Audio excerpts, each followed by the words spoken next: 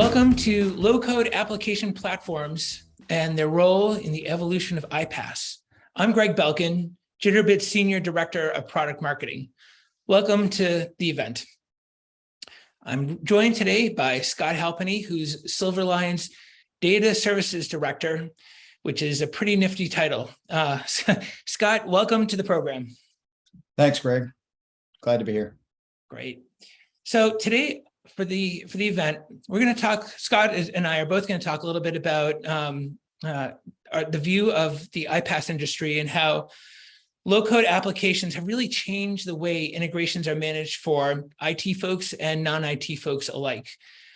Scott is going to discuss how Silverline, which is a Salesforce partner that provides solutions across the healthcare, financial services, and media industries, views and benefits from iPaaS and low-code adoption platforms and their strategy around that. We have a very exciting event. Pleased that you guys could join us. And so with that, I'm going to pass it over to Scott. Scott, I'm going to stop sharing and hand it over to you. Sounds good. Thanks. Okay. All right. Let me know when you can see me. Yeah, go ahead. Oh, good. Okay, perfect.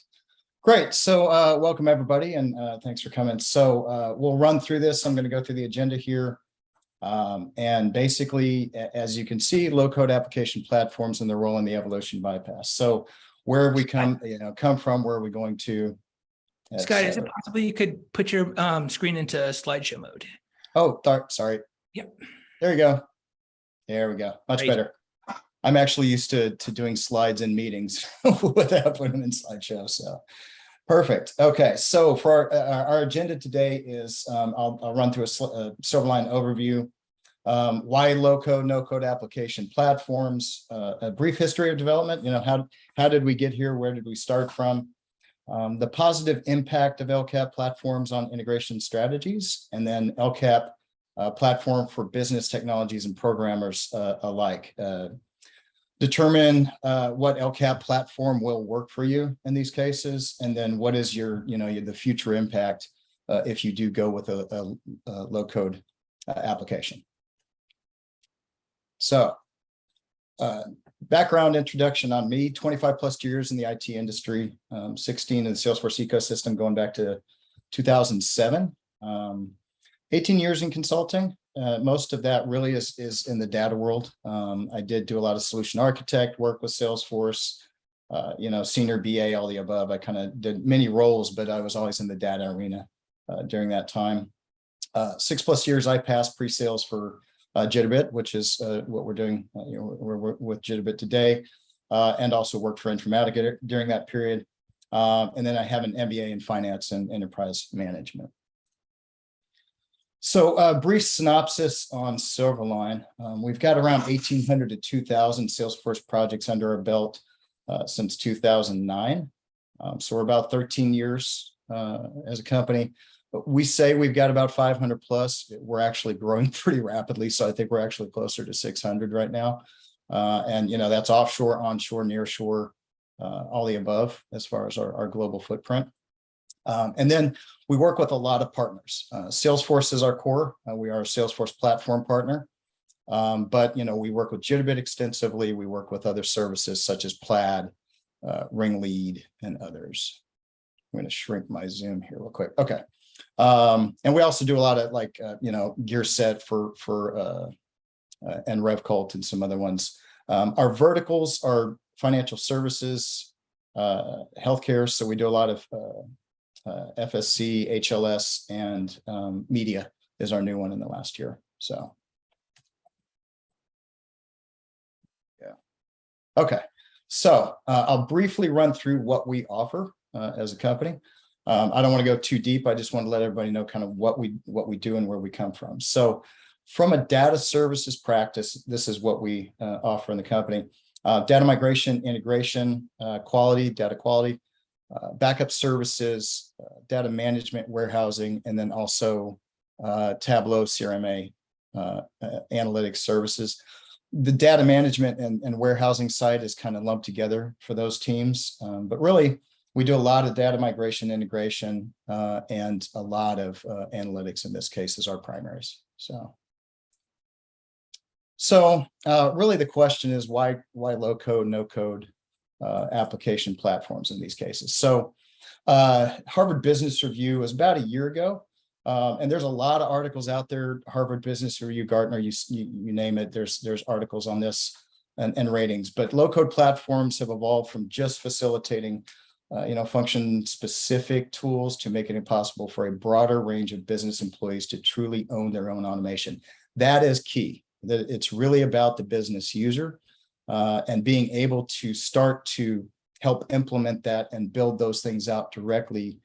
Compared to the past, you throw it over the wall, developer does something, you say, no, that's not right, and back and forth and back and forth. This is really engaging the business user going forward.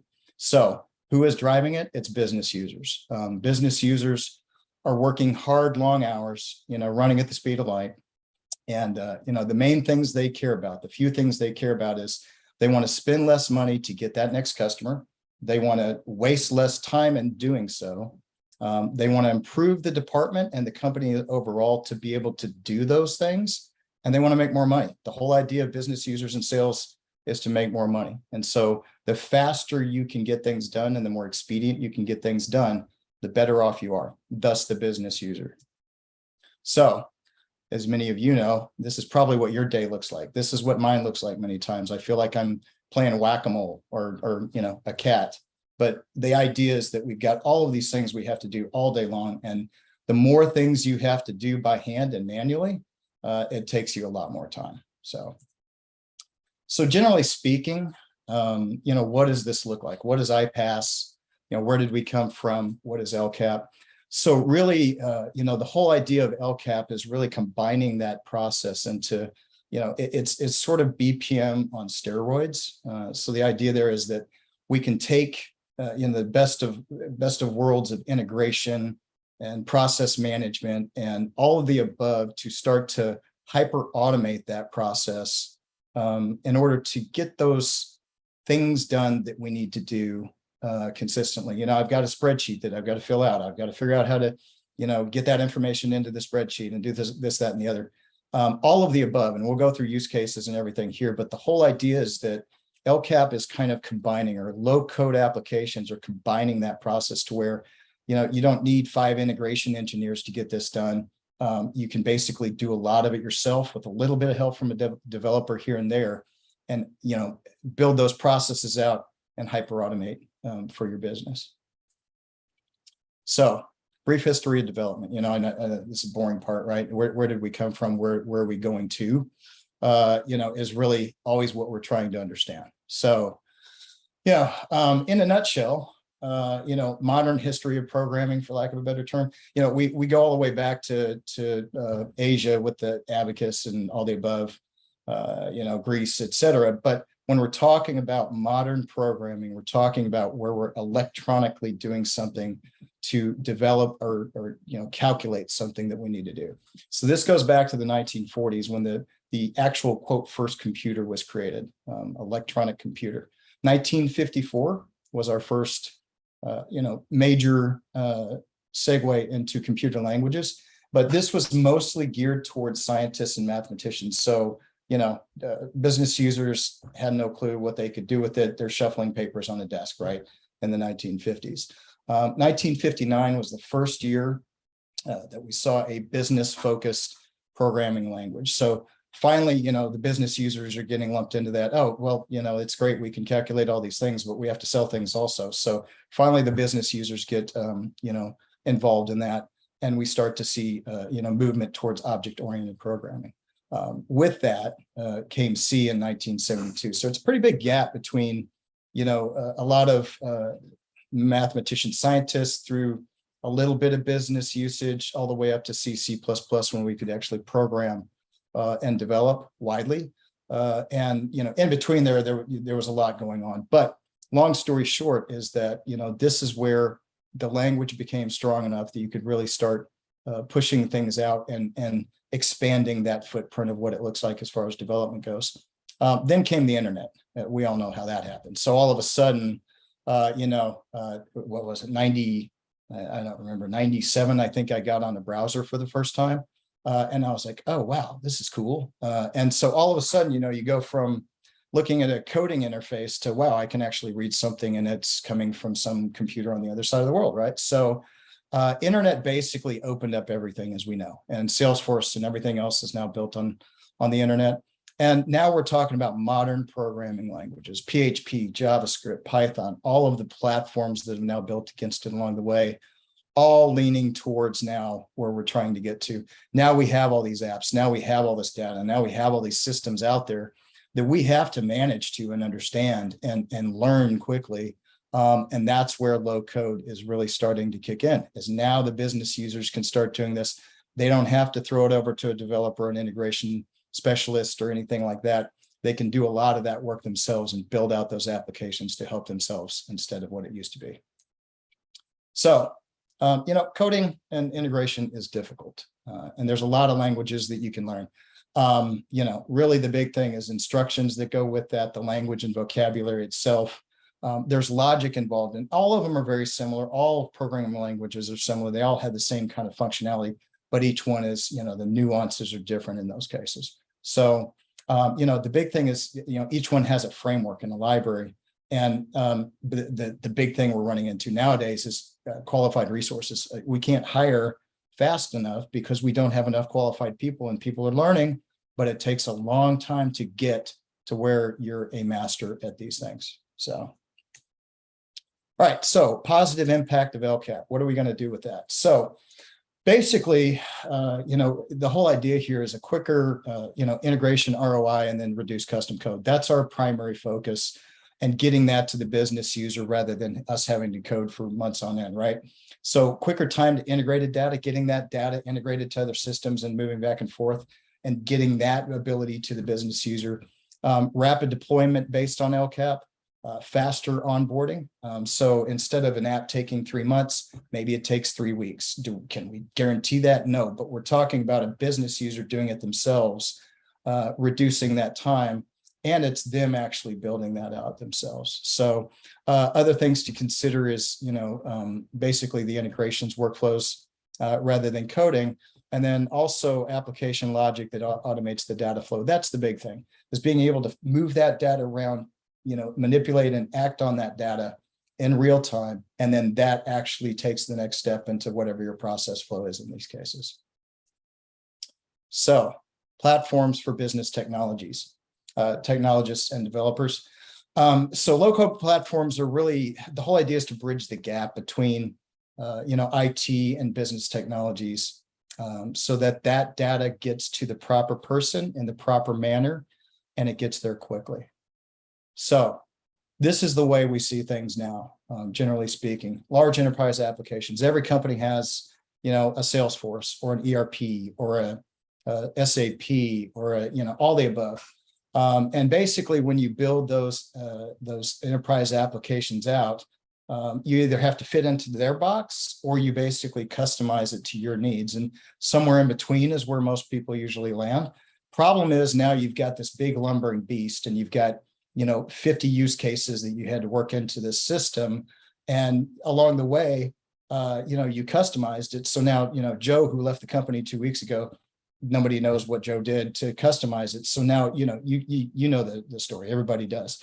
It's expensive and it's hard to maintain this, and we still are left with gaps in the end. So that's really the whole idea with a app or low code application builder, is bridging that gap between the business users and developers to be able to more rapidly get this done. So really the key factors of this that make a difference is visual rather than coding. So I'm dragging and dropping objects, right? I'm then connecting those. I'm mapping those up. I'm building some lightweight formulas. Most formulas now in app builders and low code apps are, if you can do an Excel formula, you can probably do the formulas kind of thing. So really it's, it's the visual coding, less developer support. And really the big thing is reusable components too. Can I reuse this? Can I plug this in somewhere else? Can I add somebody else onto it? And can I collaborate on it? Is it going to help me collaborate with my peer to get something done? And then, utilizing the integration itself to get that data between the systems itself. And then obviously reduce time to market to get that app out to the users that need it. So some use cases that are very, really kind of the key to LCAP. So streamlining workflows, modernizing legacy applications, automate data integration, support data visualizations, deliver customer experiences, and build mobile apps. But really, the key factor to this is the data and the streamlining workflows. So the whole idea is that you're basically being able to move that data around as a business user, and take it from wherever it's going and where it's going to, and build those apps that get you there to cross that gap that we keep running into. So in this case, Silverline, we actually do use Jitterbit internally. We use other products also, just like you guys probably do. And really what we've done is we've built a migration and service on Jitterbit for our business. So as I mentioned previously, one of the offerings we have is migration. And with that, we've actually built out an infrastructure specific, in our case, to the verticals that we work with. So financial services, healthcare, and media. And we're slowly building out a library of these processes in place that we can reuse. So with that, we can then, go to market with, we can get migrations done more quickly, more efficiently. It's templated. We've got all that kind of pre-built, and we're starting to automate that process of when we actually have a new migration come in, we can say, hit the button and say, hey, let's build this up. Let's, start, customer 101. And we're going to basically run through everything with them on what that's going to look like, decreasing the level of customization we have to do, because now we have, 60 to 80% of the way there. And then we just have a little bit of custom work along the way specific to that migration. So it reduces, time to market to get the migration out. It reduces the level of what do you call it? Folks that we have to use, developers, that type of thing. And we're getting it to the market more quickly. But the whole idea is, with us for our offering, is it's no additional cost for the migration as a service to our customers. It's built into the process. They don't have to purchase a tool for migration anymore. It's all pre-built on Jitterbit templates for our, for banking, capital markets, for different healthcare organizations, that type of thing. And then the mappings documentation is all pre-built, for example. But with all that, the next step is to be able to, for us, as we build out our infrastructure across our use cases, is to be able to take that and automate our builds and automate those processes internally. When I need to start something up, Joe from sales needs to let me know that we have a new one coming in, and then I've got to pass this on, to the next person. And the whole idea is that we now have a process or a workflow that basically passes that information through for in our case, use case, pre-sales all the way through the process. But on top of that, we want to be able to build our infrastructure for each client automatically. So in that process, we can build it out, build what the process looks like. And when the process hits, it goes, hey, kick in, go build the metadata and all of the structure for client, the next client one. And we're going to build that out. And so by the time we get there, we've already got it pre-built and we're ready to start working with the customer on customization and things like that. And that's going through App Builder in order to basically generate all of those things that we need to in order to automate the process as much as possible. So ways to determine your LCAP. So, it's a journey, and it's an understanding of what you need to do and how you need to do it. So there's questions you need to ask yourself. So for business users, can our business users develop in this low code application themselves in order to automate those processes, or do we have to use a developer? And low code, no code, the difference is no code means a developer never touches. Is low code is really where most people land is, a business user can do a large sum of what's going on. A developer jumps in, does a few things, hands it back and forth, and they've got an application. Enable operations. So does it empower your operations to streamline things that are gaps and problems in your process in those cases? Process automation. So can we reliably capture, and send data to other systems as part of the process. That is key. Can we trigger those emails? Can we send that data over? Can we, execute to the next step to get there type of thing? So, and then last but not least is start to hyper automate, right? So is the solution able to scale and automate more progressively across the environment, utilizing that application or low code application? So other things you have to consider is always do your research, right? So read the Gartners and the Foresters and all the other things about what it looks like to have a low code application, what your requirements are. Ask your iPaaS provider. So in the case of we work with Jitbit on infrastructure for our migration service, they have an app builder, so we can plug that in. With others, if you already have an iPaaS, ask them. They may have a LCAP that you can just say, hey, add that onto my line item on my list, and I need to get that in because we need to start working in LCAP, for example, or add another tool. So you may have a platform doesn't have an LCAP. That's what you want. You go out and look for a different tool, plug it in like we do everything else, right? We've got 8 tools to do something. We've got to plug them all together, plug it in, and start using a different tool to start plugging those together as you need to. So, and then to-do list, what are your marching orders? So, obviously you need to put together a team. That team is dependent upon how big your company is. Do I need 5 people to determine what I need to do for an LCAP? Do I need to bring my business users in? Do I involve IT? What do I do with that? Identify what use cases are going to push you to an LCAP platform, right? So any of those use cases that we mentioned before, you're going to have your own use cases that might be similar or very specific use cases you need to work through, but identify what you need that LCAP platform for, so that you're defining exactly what you're going after so that you meet those criteria. Really determine your integration, because integration and data movement is going to be key to all of the things you're going to do in an LCAP. Do you need a platform level collaboration? Can I meet with Joe and Joe and I can work together? Those are things that are going to be imperative, right? Those are things you need to know. If I need to collaborate, or if he's going to work on this over here by himself and I just jump on when I need to, kind of thing. So, and then really, training. Training's required, and how well is the platform itself supported. So training is always expensive. It takes time away from the job. So can, somebody learn something in 2 hours or 2 weeks? It makes a difference, right? And then how much support do you get once you're actually working in the application is absolutely key. You work with companies, of all sizes, small, big, whatever, and some are great at support and some are horrible. And we all know that, right? And so that's a big thing is find out, how well do they support you after you purchase the product? Once it's out the door, do they not care about you anymore? It's very imperative that you get good support. So, okay. So what is the future impact of LCAP?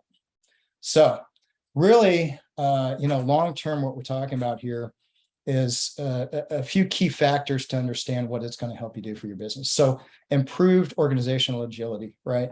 Lower code means faster time to market and more cross-team production. So the lower code you have to do, the less developers you need, and the business user that's doing that use case every single day is going to be the one that's actually doing the work in those cases.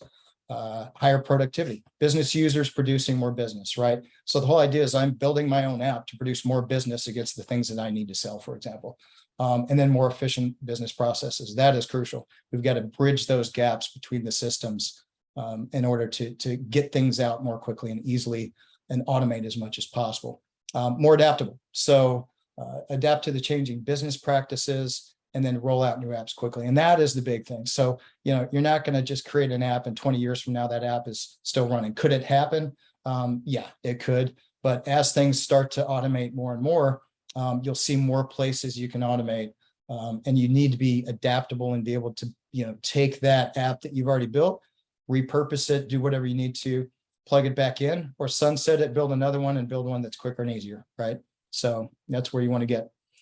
Decreased operational costs, less expensive resources, less time spent on app builds. So developers are expensive, and we all love developers, they're our best friends, right? But at the same time, it takes years to get someone there. It's also expensive.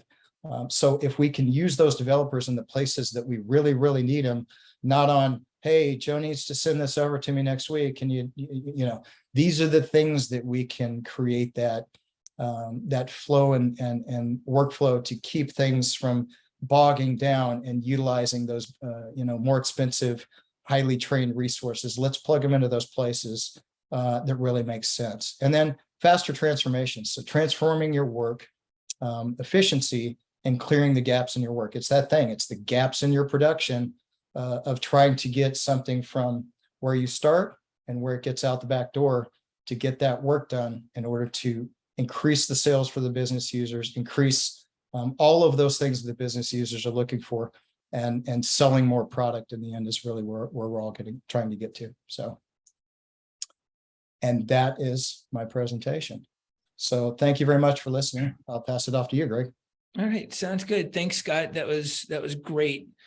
One thing I want to mention to our attendees and to our listeners is please feel free to ask questions, to submit anything at the Q&A box at the bottom. We want this to be, your webinar. So anything that you took away from Scott's presentation that you're wondering about, please feel free to add it. I mean, we've all been to, so many of these events in the past couple of years. We want to make this your webinar. So that being said, feel free to submit your question. And let me just share my screen. Okay. All right.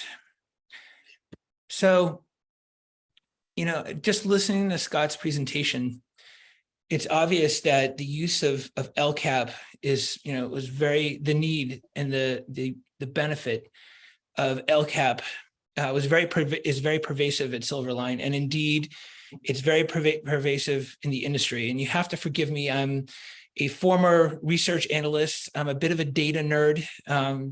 Sadly, one of my hobbies that I really enjoy. So, Scott mentioned Gartner and Forrester. These are some really eye-popping stats that I've been thinking about a lot lately, where, we're all in a very interesting time, right? Where, we have a tough economy. We have, tough expectations. We have, a real need to recover bigger and better and faster, and be as pervasive and effective as we can within our own company and indeed within the industry. And, IT departments are absolutely the same. They're expected to move around at a very blistering rate of change. IT talent is scarce. And, there's the expectations of, creating and managing applications and data management projects, growing in volume complexity. And that's, we've seen a real shift where folks are being on the business side are being really kind of pressured to create their own applications, to create their own spreadsheets and kind of go rogue a little bit, which is dangerous because the projects that they're working on may not adhere to an organization's corporate governance, security protocols, so on and so forth. So there's great risk. So, you have pressure from both sides to get it right and effective and affect change and conduct change in a way that's going to get the job done, but also adhere to the standards that companies expect. And that's a great way where, LCAP and, comes in and really solves a lot of problems for both IT folks and non-IT folks alike. And that's something here at Jitterbit that we take, to heart very seriously. And let's see, here we go. So, like I said, it's a big priority at Jitterbit. Just a very quick 1 or 2 sentence of who we are. We're an API transformation company. We spend a lot of time thinking about how we can make it quicker and easier for business to exploit data from any source and to really empower folks to rapidly innovate and make faster, more effective decisions. That's what we're all about. That's what App Builder is all about. And our platform focused on enabling companies to connect SaaS, on-premise, cloud applications, and really instantly infuse intelligence into any of the processes that we that they're working on. So that's a big focus here for us. And one of those big focuses, again, is Jitterbit App Builder, which is a low-code application development and data integration platform for business technologists. It's really, focused on deploying and maintaining web and mobile applications based on, integrations that come within Harmony. One thing I just wanted to say, I mentioned the term business technologist, and that's a term that we hear a lot in the industry. And we really define those folks as, individuals who sit outside IT, but are very familiar with the technological underpinnings of their business. So that's the type of folks that we think a lot about for App Builder, whether they know it or don't. A lot of folks would describe themselves as business technologists. You saw from the stat I gave that's that the level of comfort and understanding from the business side is growing, and which makes App Builder a perfect opportunity for them, and low code. So a couple use cases that I can think of that are really great when I think a lot about App Builder: asset management, ability to extend data from sales to the shop floor, lead tracking, for example. Obviously something very, near and dear to my heart as a marketing guy now.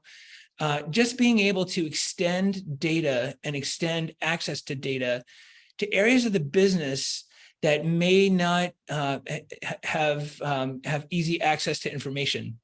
Like, for example, if folks are working on a shop floor and they may not have access to Salesforce, example, or some CRM that gives them good data perspective as to how their organization, to what a customer's needs are.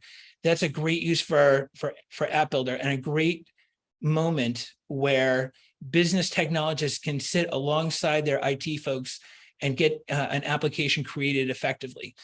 It's important to realize it's not that we suggest or that we think that IT is not involved in the process. They definitely are, but the onus, the elbow grease, if you will, falls to the business side, which makes projects get done a lot faster and a lot more effectively.